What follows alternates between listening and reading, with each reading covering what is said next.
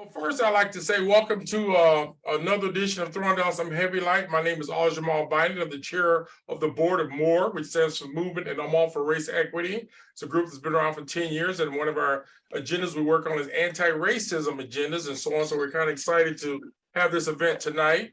We're excited to invite Regina Jackson, and her colleague is named Sarah Roll, who couldn't be here. It was a schedule mix-up.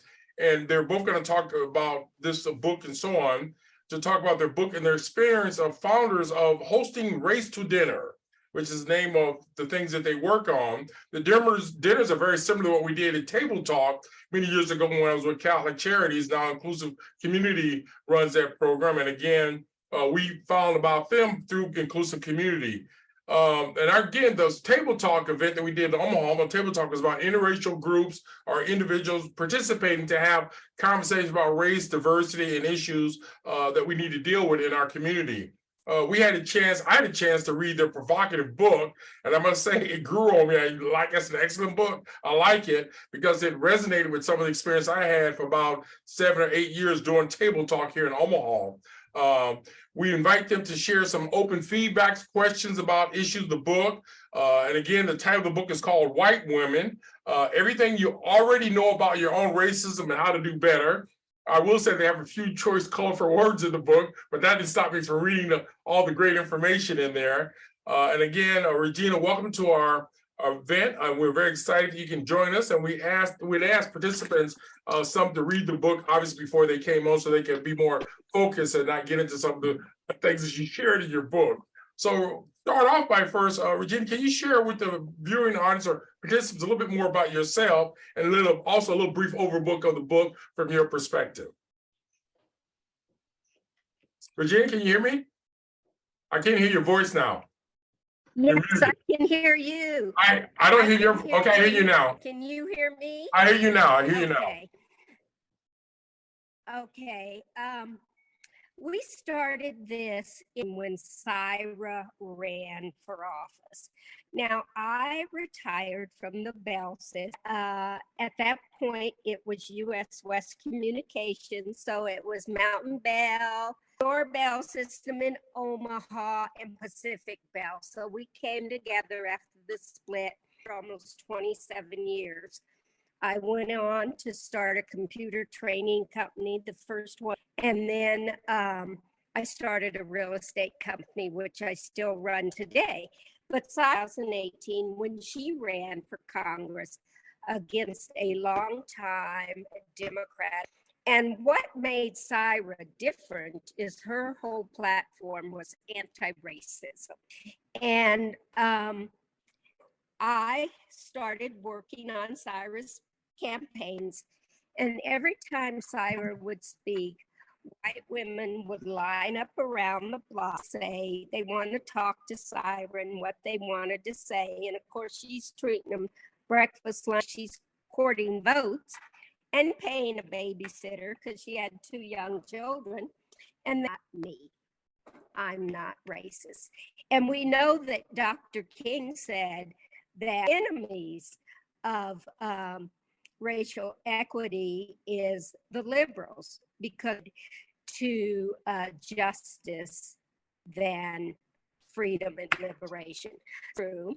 A friend of mine came to me, a white woman in the community, and she said, I'm done with Syra people, but if you can get her to go lunch with me, I would like to talk to her. So I went to Syra, doing that anymore. But if your friend wants to have a lunch and invite her white lady friends, and she said, we can do that. So we did 2 of those, and we decided, let's have these dinner conversations. Our vision for dinner is liberation for everyone. You know, if you're not full, then you should be entitled to live the life you want to live. You know, and so does Syra. And our number 1 value is radical honesty. Wow. You know, I was going to ask. The truth. I got a number of questions to ask you before we open it up to the audience. I'm going to get to most of them. You have a glossary at the end of the book, such as white silence, silence is violence, white cocoon, weaponizing tears, And most of these white women spend their time steeped in white supremacy, is what you say in the book. Are there other terms that we should understand as to understand your work and what you do? Well, there's several terms. One of I have coined is the 3Ds, because whenever you start to talk about race, people will defend, deny, and deflect. Okay, so and once you talk about each one of those and move on, then you can I think it's just natural for someone to say, well, I'm not racist. I just got off of this on LinkedIn today. A woman was saying that started to watch the documentary, but she couldn't get past me saying I would never. And I said, well, first of all, I didn't say that. I said, what I said is you've reason to trust you. And I don't trust you. I didn't say never. So, just those honest conversations. Right. That's part of it. There's a lot of things that we find with one of them. One of them I think I put in there is, I'm gonna need you to go sit down, get the fuck out of my face, okay? Just move on conversation. So wait, hold on. You actually say that to people in your dinners? Absolutely. Oh wow! Let me switch up, because I'm kind of running a little bit, but I want to get as many, because I know the audience is going to have exclusive time to you for 30 minutes and so on. In my race anti-racism and table talk for years, we didn't have a warm handoff. In other words, you meet people, you have wonderful conversations. One of the criticism of your book from some folks is what happens after they leave. And so my question is, was there other educational institutions who picked up after you, or was that your intent, just to have the dinners and then walk away? What happened? And I know you have some vignettes and stories that explain that a little bit to me a little bit. We actually have a 1-year program for white women community. It's taught by our resident white woman, and they go into what they basis, what it is, where it came from, how it impacts white people, how it impacts people. And it's a whole journey that they go through. And then we have an online course, but that is open for all women, called Race to Community. Join us online to keep having these conversations, to do the work. We challenge you to do the work. And, saying I'm an ally is not doing the work. And I say to people, I don't need my life. I need accomplices. I need people who are ready to get down and dirty. Good. Now, Nebraska, I don't know if you know this, but Nebraska is starting to become more like Texas and Florida in terms of the governor we've had and the governor we have now. And we are somewhat concerned about the pushback aimed at the Department of Education. We're also concerned about the pushback of critical race theory, you name it. Is there any educational system that you're aware of who are working to help reform racist institution in the work that you guys do? We are lucky in Colorado that Colorado has moved blue. So kind of progressive place. We have a progressive governor. The University of Colorado is closing theirs down. We have just opened an African American church center and community. And of course, we're all excited about Coach Prime. But, we just feel like people in Colorado, we have a lot of young people living here, and they're a little bit more progressive than their parents. Mm-hmm. In the book, there's some potent vignettes and stories you share in the book. Towards the end of the book, you give examples of outcome. We face similar challenge in Omaha with Table Talk. How do you measure the effectiveness of either your training or your dinners or whatever? How do you do that? And the reason I ask that is because we did Table Talk, we just had an evaluation and they would rate the dinner and that's it. But how do you guys do your evaluation to know that you're effective in terms of both your institute you work on and also your dinners? We use our race so that online organizations We challenge each other to, and people share that. One of the new ones we just started, your one thing, and that's a challenge to white women to do one thing a day. And they share that on the network. They're sharing it on LinkedIn, Instagram. So our program, Race to Community Connect, getting the women into the work and not just, we don't want any performative stuff. We want you actually down in the trenches doing the work. I've heard the expression for racism to disappear, the old must die off. However, in your book, you address that issue. There's not much hope considering the education system that operates on the rubric of white supremacy. In other words, if our youth are going through these same systems that brainwash and have white supremacy, you talk a little bit indirectly about that. Explain that concept more, since many of us don't see hope for some of our youth today. Some do, but talk to me from your vantage point about the future and the youth. Well, I think you would have to agree. I mean, like myself, I was born in 1950. So when I was at school, everything was segregated. We didn't do anything together. It was all separate. Now, and many of them are learning how to live within your little white bubble. One of the things that was very interesting at a local high school, and my first mentee will be graduating from college this year. And we did an instrument, and it was called a communication instrument, and they did it for all the stantiers and everything.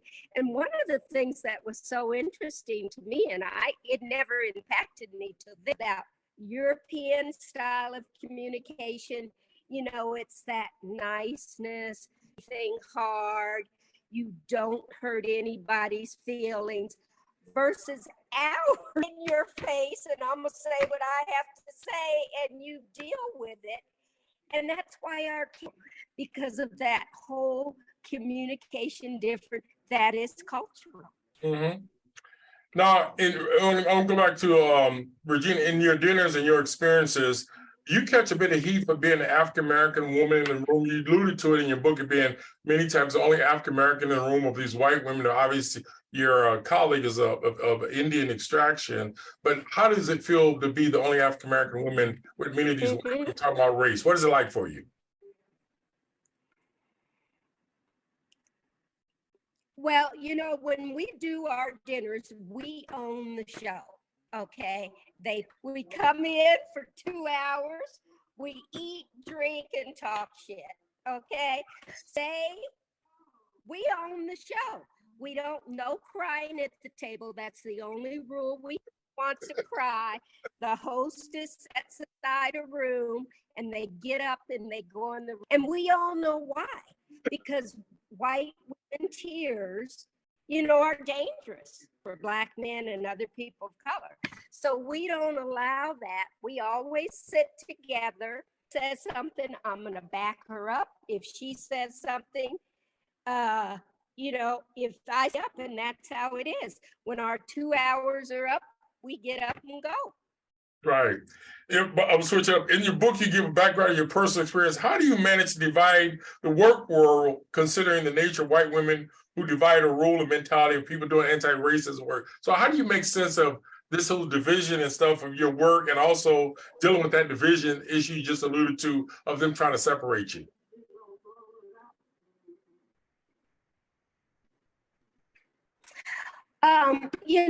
We and people ask me all the time, how do you maintain your sanity doing the things that I do on a daily basis? Is I affirm myself, because I know I'm anxiety, so I affirm myself. And you know what? I am one of those people that if you think what you think, you say what you say, and that has nothing to do I am.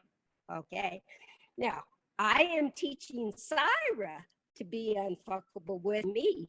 Is to just say it and get it out there. And if people have a problem, That's their problem.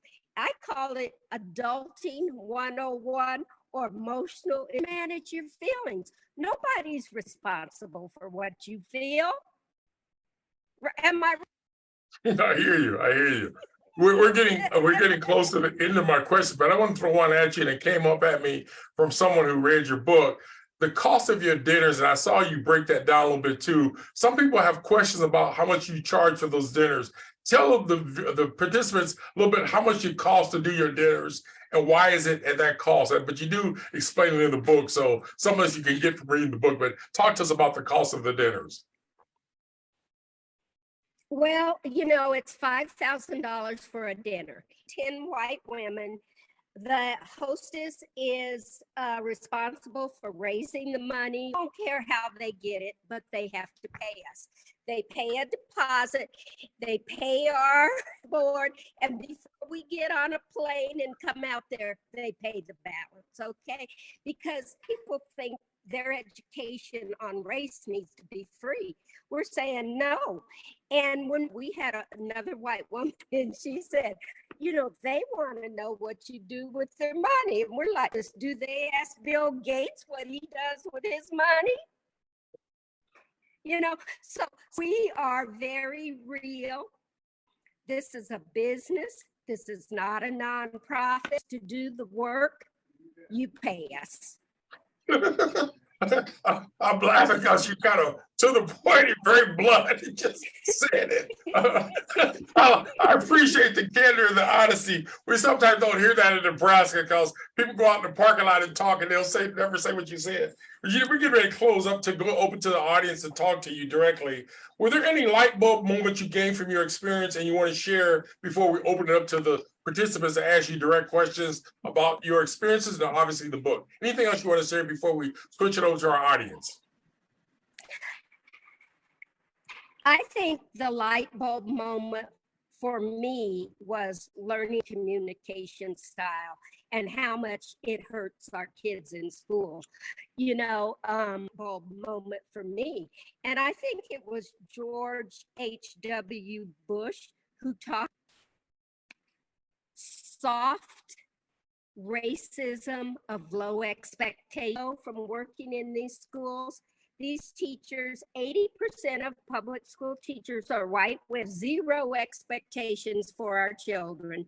And number two, when they get to be middle and high, they are afraid of little black kids. Wow. Well, I guess on that note, and I have finished my questions, I want to throw it open to the audience. We have a number of participants here who probably want to ask questions. I do see one in the chat. I see a couple of them in the chat, but can I get you to speak directly to Regina if you can? Cynthia and also Karen. Can you talk directly to her? Do you think media is broadening the experience of children, youth, the next generation? I think that, you know, you can't even watch anymore without the couple being, what's the word, biracial. But you can do that. And I think it's profit driven because everything is profit driven. I don't think that necessarily helps. You need to learn to get along with each other, to respect each other. Reality is not your reality. And what we talk about a lot is white women, white cocoon, okay? You're never going to learn anything if you don't get out.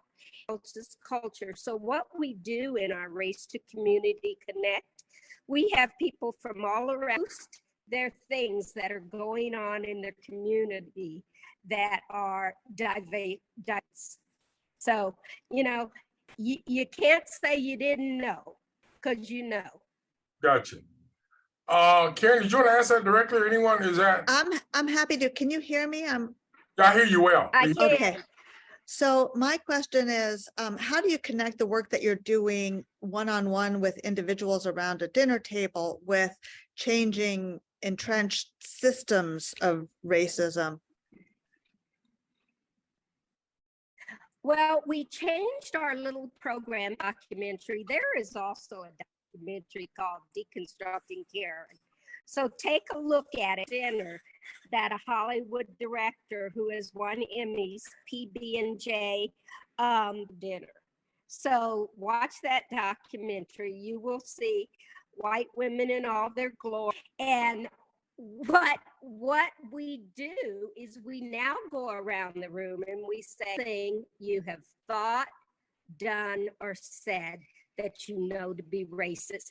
And people volunteer and they'll go, okay, and by the time we get around, they'll have a lot to talk about. And then those are the things we talk about. We flag things for people. A woman talked about how she left work and she saw a Black man walking down the street. And it just, so we talk about, of course, in this society, Black men are the boogie. You have to be deathly afraid of Black men because they're the boogeyman. So we, and I think it's helpful that Syra always talks about Blackness. And I'm like, all of these things Black people know. We know Grant, who comes to this country, believes themselves to be better than Black Americans. So let's just be honest and tell the truth and talk about it. Thank you. Good, thank you. Other reactions, other comments, folks who've read the book, other feedback for the book itself. I have a thought or two. Sure. First of all, it is such an honor to be here tonight talking to you. I was so amazed by, I have not read the entire, yes, I have not read the entire book yet, but I am savoring it. I'm just really taking my time with it. I do facilitation with inclusive communities here in Omaha, I'm actually in Lincoln, but I travel to work with them and facilitate these difficult conversations with groups. And your approach is just so different from what we're doing. You know, we are so afraid. We're always trying to like sort of do this soft introduction of what this really is. And so my question for you is, noting that difference in approach, which I think has its value and its place for sure. But how do you get people to willingly come to a conversation where they think they already have all the answers, but you're there to tell them, I'm sorry, honey, but this is just not the way it works. And here's how it works. How are you making those connections with the hosts to where they can actually get, because women aren't going to come to this dinner if they think somebody's going to push back and say, you know, your thinking on this is not really aligned with reality here. And I'm going to explain to you how in a series of conversations we're going to have tonight. I'm just curious, how do you approach, I mean, I would love to be having more of these serious conversations, but just get right to the heart of the matter, because it's so much quicker than having to just kind of hold their hand through the daisies. You know, we don't want to hurt anybody's feelings too much. We're still speaking the truth, but it is such Here's what we say. road. White people know. They know. So we're not going to pretend that you created racism, that you benefit from racism at the top. And what we ask people is, what holds this whole pyramid together is indifferent. You have got to stop being indifferent. And the other thing is, you're not the same as other people's pain and suffering. You know, I say, take that to our feelings to the altar, because they only apply to you. Feel that has nothing to do with me. Yeah, thank you. Very good. Other reactions, other feedback. That and everything. Thank you. Other feedback, other reactions.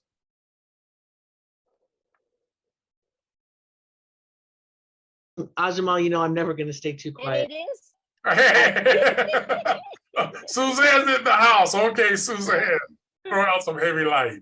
You know, I can't think of any questions right now. I will tell you that, as always, Ajamal, you have passed me a book that is gonna make me take pause. The one thing over our years of you teaching me is that if a few months go by, the first thing I'm gonna hear out of you is, what have you done lately to help us?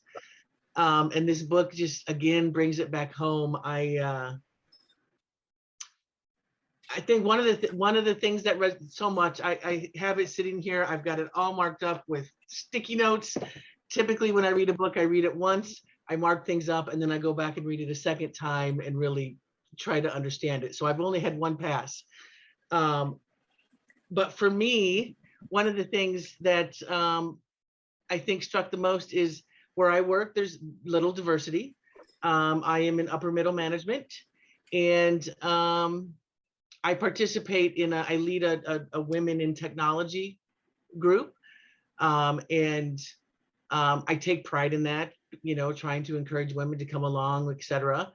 But I am often the only woman in a meeting, and I'm often feeling bad or complaining about that. And this book really made me think, like, shut up, Suzanne.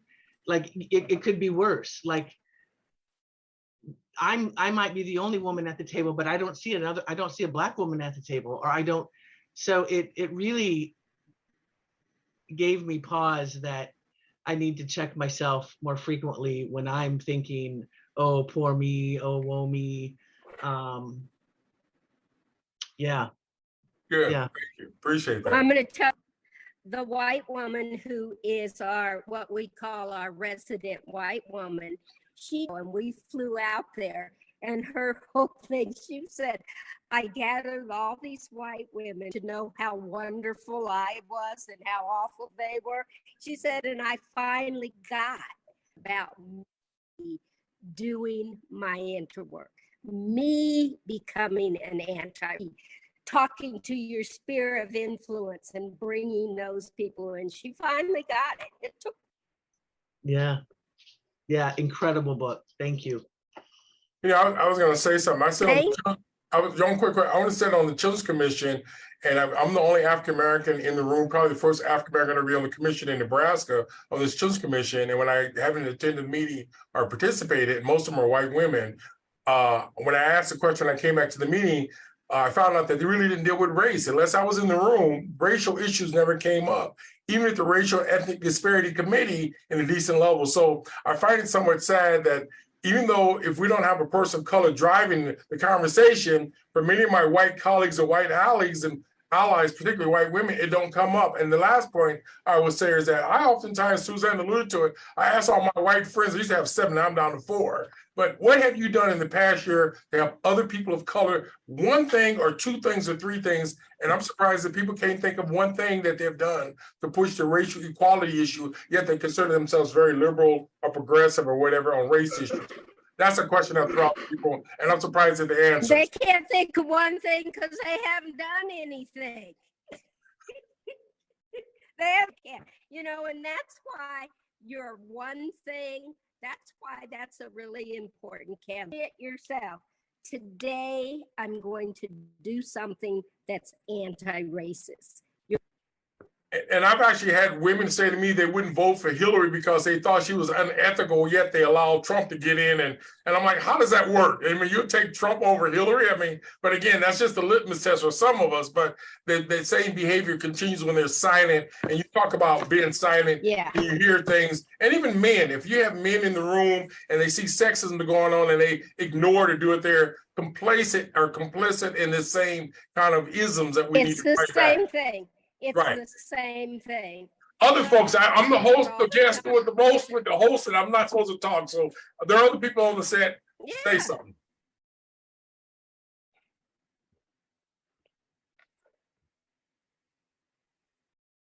About moving Social Security age to 70. So, you know, white people keep interest. And we know, let me tell you, we know that y'all vote for Republicans, keep us down. So don't think that we don't know. We know. Rachel, you got something to say? I saw you had something to say, Rachel. Yeah, I guess I'm just wondering, like, to what extent do the women who are attending these dinners understand what is about to happen in that room that night. And I mean, how do they get them to come knowing it's almost to a guillotine? You know what I'm saying? Because they're about to get a real rude awakening. I'm just wondering, do you have are they sort of co-conspirators, the women that are helping you with this? Or I mean, how does that These work? people self-select. They self-select. So the dinner, I want to say tomorrow night out in LA, these people self-select. Hostess or two will invite women that are in their sphere that they have had discussions with about anti-racism. So these are, we don't Sarah Huckabee, Sanders that say, come and go. These women say they want to do the work. So that's how it starts. Dinner, Rachel.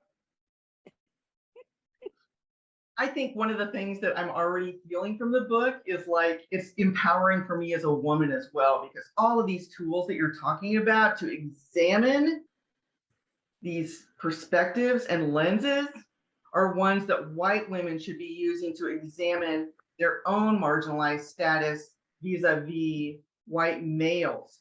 So, I mean, it just impresses on me all the more how we are all in this together. All of these mechanisms and wheels that are turning, they affect us all, or in terms of which identities we hold that are being marginalized.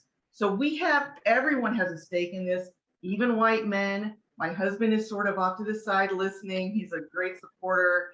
And we're all trying to understand better, where do our privileges lie? Where do those identities lie that are holding us back in the eyes of society? And what can we do to improve the education and our understanding of these? How can we sort of disseminate this modern understanding of racism and oppression? And for me, it's like a race against time. I want to have as many conversations as we can. Yeah, get yourself together. Get yourself together. Okay, those people, your friends, your family. For women is all about niceness. You have to be nice, and you can't, and you don't confront anybody about anything, and we're saying this got you pay equity with men. Has niceness hasn't worked. So now we're trying radical honesty. Let's tell the truth. How brutal it is. We can still be kind to people without being white nice. Let's everybody fess up and let's have real conversations. I had to tell my aide at Christmas Eve dinner, she said, well, I don't like those gay people being, and I said, well, how does that harm you? She couldn't come up with anything. I said, okay, homophobic in this house. Regina, I was going to ask you a question. I know your counterpart, your colleague, Sarah, is of Indian extraction, and obviously I would think at some point she traced her ancestors back to India. How do people deal with international racism? We have a program that deals with Southern African Project. We're doing talk more about racism related to South Africa and so on. So how do they treat her as someone who's of Indian extraction, or maybe they will see her from another country versus indigenous you as an African American? What is that like for you, that dynamics of xenophobia, whatever that's out there? Well, Syra grew up she's a first generation American. So her parents, with the 1964 Immigration Act on the backs of Black people, okay? Pryor said, nobody asked us. We're the ones that had to give up the job. So Syra's, she went to UVA. She became a law school. And she was in the Twin Towers when they talks about how going to work in the morning, she was just an American, and coming, he was a terrorist. Okay, so she talks about very literally about and what has changed her and what she's recognized. She talks about until 2000, just another white woman. And then things happened that made her realize she wasn't. And her change and her growth and her ability to speak out. And she says, I understand that on this ladder of privilege, more privilege than you do. So I have a responsibility to speak up. Good, thank you. Other feedback, other reactions?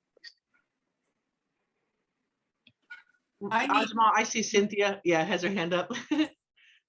Okay, I want to just comment that today I went to UNO redesigned the Red Line, and I was with all of us elder people, and the white women that I was with, it was like the awareness of the history of Omaha and Lincoln and Council Bluffs became a part of our conversation, because the lack of awareness as presented by Terry Crawford, excellent presentation for us as our docent for that tour. I just believe that white women need to learn the history of and experience the non-white history in addition to their own. I mean, even mine is impacted when I think about my dad being German background.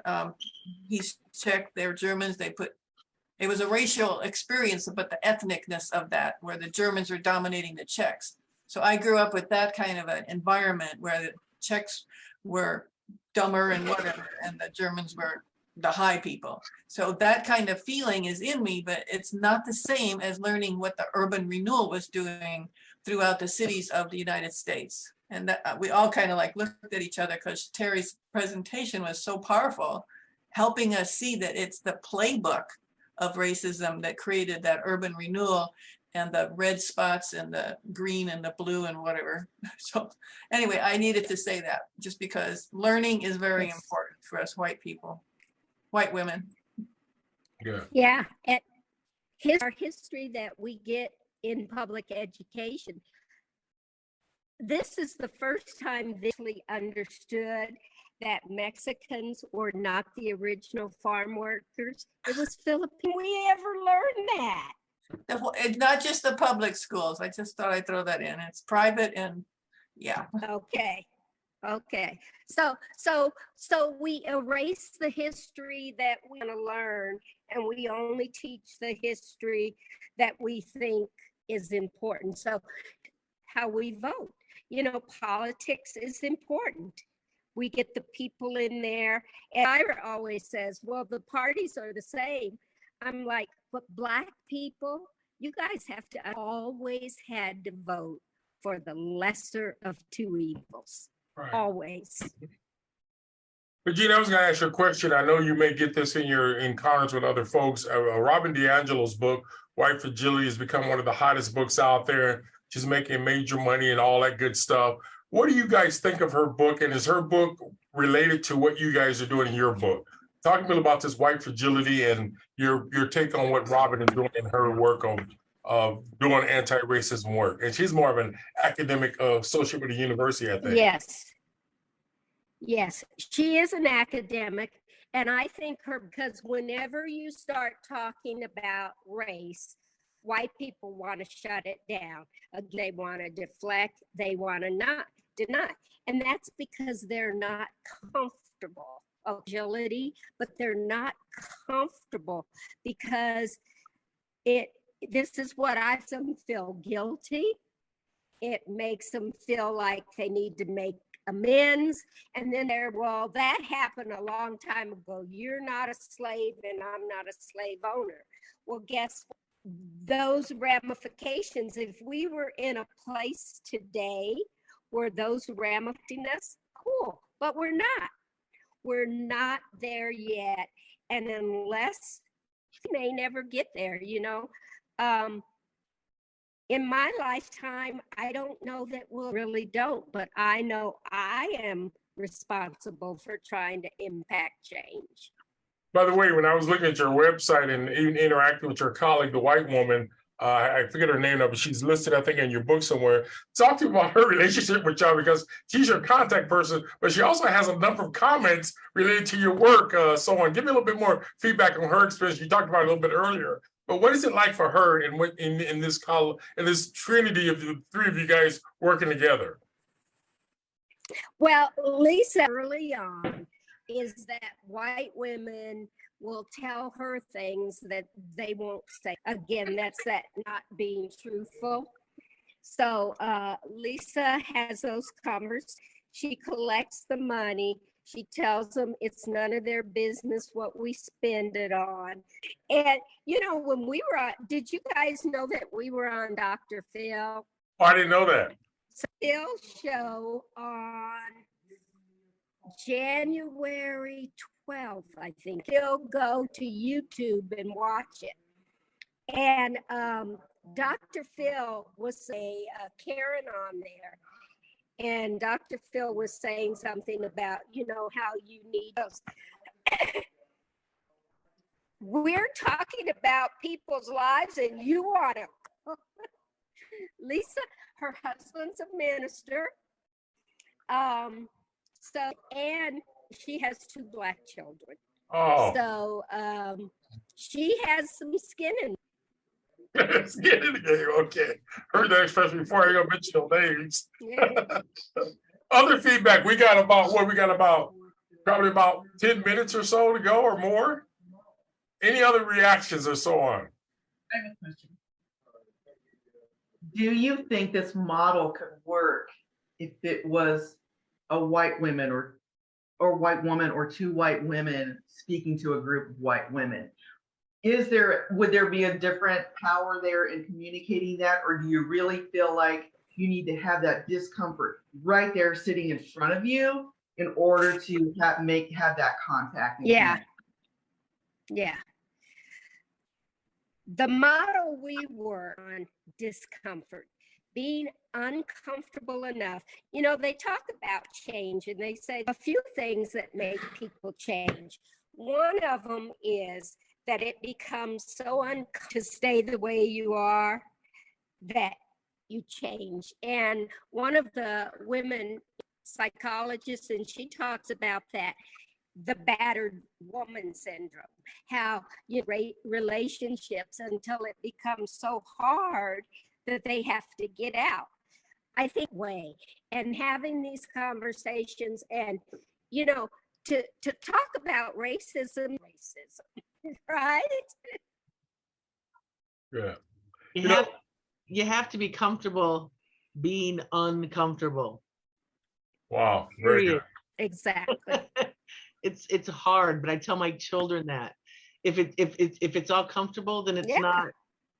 You know, Ajmal, I was going to point out. So I as I was reading this, a couple of times I would calm my daughter down because, well, I try to have these conversations frequently, and the first one, Regina, was when white women love dinner parties. That's how you get them there.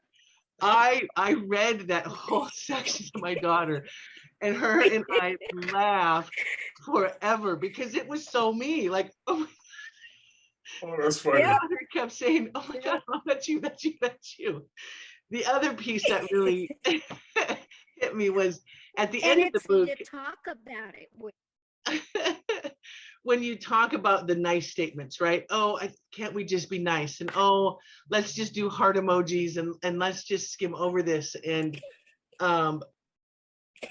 my daughter, and I excuse my language, we will frequently say fuck kindness, because that is what gets us into these spots to begin with, right? Is because nobody wants to speak up. Everyone shuts up and shuts down. And I'm speaking from a mother of a trans child. And so, right, we know that's a hard place to be right now. Shutting down is not okay. It's not okay. And although you're right, it's a very difficult place to be right now in our world. We know that it would be more difficult if we were a person of color Oh, yeah. and trans, right? One Like, of the things I say, because white people get their feelings, I go, we have not killed not one white woman in 4 years. We have a woman in 4 years. Everybody's still alive. Hey, there's a question that someone sent me a text. I don't know if he's on Facebook or not, but he had an experience where he was talking as a white, I would say a white person, having a conversation and used the N-word. And his question to me to ask you is, what do you say to someone who said the N-word and having a challenge dealing with the pushback or repercussions of how do you address that? Again, a white person using the N-word, is there a way out of the cesspool for him, particularly when he's dealing with some people who do not accept using the N-word in their presence? You know, I just would say, I'm sorry. I won't do it again. Interesting how it bothers. I think Syra is more bothered than I am. Doesn't bother me, and I don't know why. Well, most things don't bother me. I do know why. You know, if someone's being bothered about anything and you don't want that happening, you apologize and ask for forgiveness. And it's all about changed behavior. So don't do it again. There you go.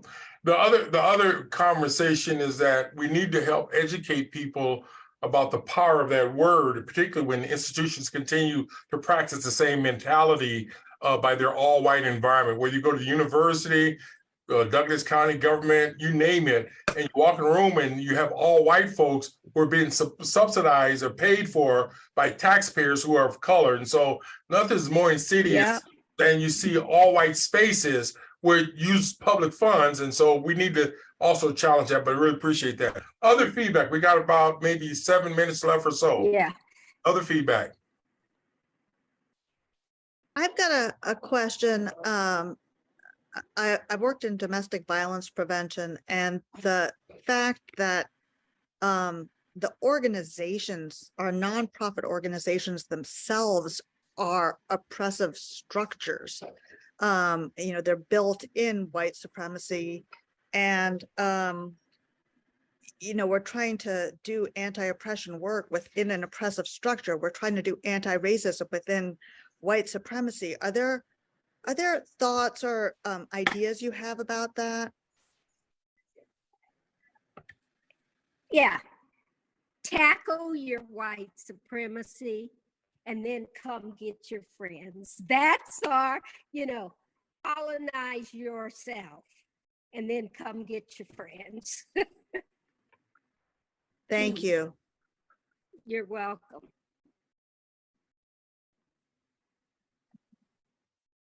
There, Paul appreciate the he shared. He appreciate that. Something came to mind, and I guess I go back to the conversation on white women in terms of doing stuff. How is there a rule of thumb of what you would say a person would do as a white woman to address their racism individually? In other words, some people say go read books, whatever. What examples, or would you have specific examples for folks to address their white racism or racism in their environments? Do you have any cookbook approach for folks? One, you're going to get very uncomfortable. It is not comfortable, you know, and having it hit home. So if you aren't feeling undocumentary and the movie, you're probably not internalized. Is you. Syra calls the documentary White Women, the Broadway music. Okay? So that, you know, shocked that there's all this racism, to deny our truth. One woman kept saying, why didn't you like me? You say you never will like women. Well, no, white women, I don't trust you because you've never given me. Do the inner work. Do your work. Stand who you are, how you've been socialized. We all come out of this. We've all been socialized. I remember most of you are old enough to remember the little test. All the little black kids picked the white doll. because they are socialized, all are. Yeah, very good. Any other feedback, any other comments from anyone? Oh, and get out of your white bubble. Go do something that you would never visit.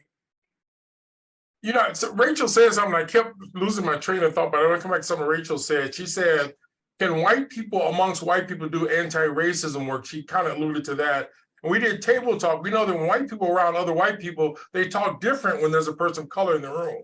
And I remember in teaching classes at Nebraska Methodist College, and one person made that comment. She says, when we were all white in their small town, we say there was no racism or this and that, but then we act different as soon as a person of color walks into the room or whatever. So the question is, white people have this certain kind of arrogance of superiority that they demonstrate by ignoring race issues. As soon as somebody of color walks in the room, it changes the environment. The same thing with men and women. So if you have an all women's group and a man walks in the room, it changes the dynamics. And so we cannot ignore not having that other person or group in our rooms and act like we're going to be the same. And so some white folks are more comfortable talking about race only with only whites, and some feel offended by it. But when we did table talk, we sometimes didn't have enough people of color who wanted to participate with white folks. So we had to have an all white group a couple of times, and we went with what we had in the room. So I throw that back at you, Rachel, to say, yeah, white people need to do their work, but also if they're serious about what they're doing,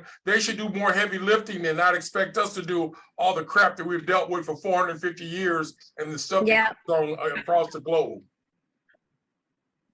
Anything else, folks? Anything else? I heard somebody else's voice. I would just say this is the main question I ask myself all the time as someone who is doing this work, actively doing this work. What is my role? What is the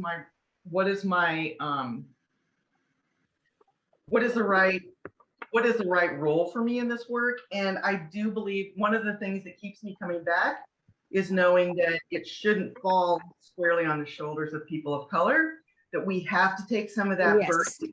And so so that's what keeps me going. You know, I'm trying, I am following people of color. I am following their cues about how to move on this issue. And I wonder if there is a white model for this dinner model that could be like, I don't know. I think that there could be a different way. You know, like I said, don't know how it, I'm not, you know, I don't know. All I know is that sometimes I wonder what it would sound like for, actually, I don't think it could have the amount of power that it does coming from a person of color. But I do think about what is the work that we can do that can move us forward on that. Open your mouth. When you see stuff, when you hear stuff, and speak out. This is not okay with me. I am not okay with that. Use your voice and stop. You know, let me add. Can do that. So let me add a different element to this. I know it's not about men, but it's the same notion. If I'm in a room full of men and they say some very disrespectful things about women and so on, and obviously my bent is that I'll be an advocate and I can also challenge and push back. And what I find unnerving is some of the stuff that goes on in our presence, whether it's about gender, race, whatever, and we keep quiet. And so I have to be in contact with women to be much more sensitive. And I know we got at the University of Nebraska at Omaha, I'm not going to call their name out, but you got white women who teach diversity classes who have never been around people of color, or they hate African-American men. And some of the stuff I've been in meetings and stuff where it's like I'm the boogeyman or I've done something wrong and, you know, I don't even know them. So I think we have to continue being concert and relationship with other people as to be good advocates, because I cannot be a great advocate when there are women sitting in the room and they are being attacked or whatever, and I keep quiet, or vice versa. They are sitting in the room and they see other people and they keep quiet. So I think these are kind of the things, Regina, we need to be talking more about also, but I really appreciate you sharing that. Any other comments before we kind of wind down our session today? Any other comments from anyone? You know, Ajamal, this reminds me, you know I used to always harp on this when we had our small group meeting, but I need to get back in of being intentional, right? I mean, I spent years being intentional, trying to, you know, my kids play on sports teams where they're the only white child. And I will often have white people say to me, wow, isn't that uncomfortable for them? And my response is always, and can you imagine what it's like for them to live there every day, everywhere they go, whether it's the doctor, whether it's the dentist, whether it's the eye doctor, right? Welcome to the world that Black people have lived in for centuries, for decades, whatever. But I've fallen out of it, right? And so it reminds me, like, that's the one thing I tell my white friends who still live in the white bubble west of 72nd, west of whatever, 132nd, of if you don't go to, you got to go to them. You have to be intentional. You have to insert yourself into those situations. I remember when my children were small, and the first time we walked into an event at a church, and we were literally the only white people, and they were like, oh my God, Mom, what have you done? Wake up. I didn't have those opportunities growing up, and I knew as a young adult I was not going to allow my children to live through the same cycle that I had grown up in. So thank you for reminding me, and as always, Ajamal, recharging my. Thank you. You know, Regina, one thing I want to share with you, when I was younger, when I graduated out of college, I joined the Peace Corps and went to Botswana and spent 2 years there. And it was like, and I come back and describe to people, they say, what was it like? I said, it was like I died and went to heaven because I didn't have to deal with racism and white folks. And so to be in the majority is a different experience that many African Americans have never experienced, being in a Black country and dealing with Black presidents and Black doctors and people like that. And so I had to come back to this nightmare. But again, at the end of the day, I was homesick a certain way. But my point is, it is hard to describe being in the majority when you've been in the minority most of your life. So the same thing with women and so on. But I throw that out to people. Very important. Folks, any other questions? We're going to get ready to wind down. We do have an evaluation. We do have an evaluation at the end of the program. And so we have evaluation form you can fill out. And this is one of a series of programs that we'll be doing for this year to talk about racism, anti-racism, doing some heavy lifting. We're very excited and very pleased that Regina Jackson has joined us and done this wonderful job to throw out some heavy light to our viewing audience. We always make a joke that if you don't have sunglasses on when you come on our program, you may have retina damage. So we really appreciate people being here today because it's some heavy light that went out. It's always a pleasure. We hope we get a chance to get you back, Regina, and talk more about some of your other experiences. And for all the folks who've been a part of this, we really thank you. This will be on our webpage as well as be on our Facebook page. And as we always end our programs, may the force be with you. Rocco. I would encourage you guys to download Deconstructing iTunes or Vimeo and watch it as a group and then have that discussion. So I appreciate that. We'll follow up on that, but really appreciate you greatly. And as we say, thank you very much for doing a wonderful job. Thank you. And folks, we hope you have a wonderful evening and we will see you when we see you. Thank you.